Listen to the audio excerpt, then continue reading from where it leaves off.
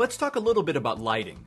Lighting movies is different than lighting still photos because you can't count on the flash to help you, and because the lighting can change as your scene changes.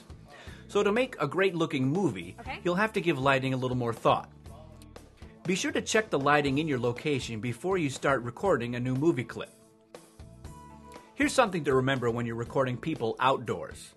When the light source, in this case the sun, is directly in back of your subject, it is said to be backlit. Backlighting typically creates a dark silhouette of the subject, not what you want when you're capturing footage of people. While backlighting can be a great artistic technique in some situations, it doesn't work when you want your subject to be clearly seen.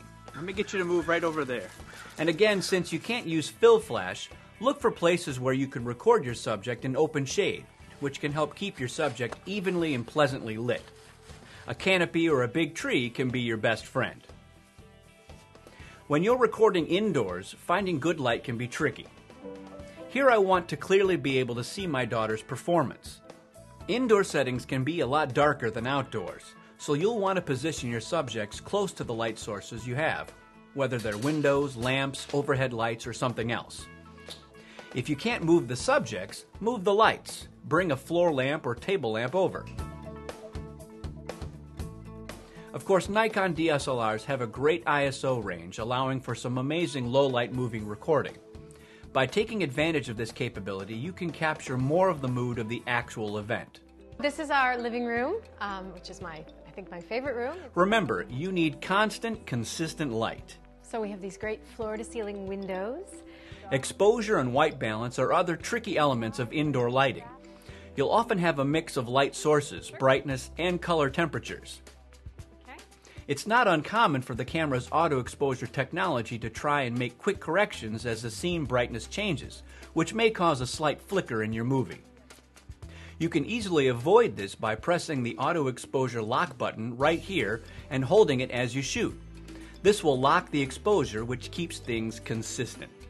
If you like this technique, you can even change the AE lock button's operation by assigning it to AE lock hold. You will find it under the custom setting menu in controls.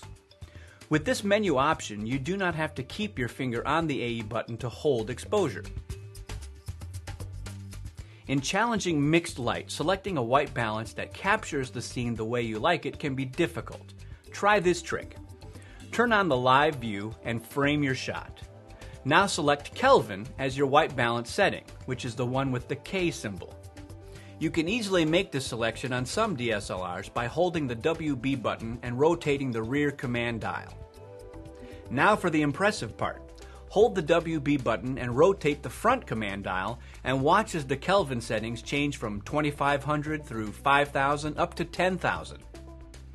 And even more impressive, the live view screen shows the results of each setting as you roll through them. No more guessing which setting will give you the warm skin tone or the cool effect you're looking for. And indoors is where your Nikon's auto white balance also comes into play. This is the entranceway. It can automatically read and balance for the mixed lighting in your scene. Auto white balance is also fantastic when you're moving from room to room through different kinds of light. Any way you decide to tackle it, proper lighting will make all the difference in the world in your finished product.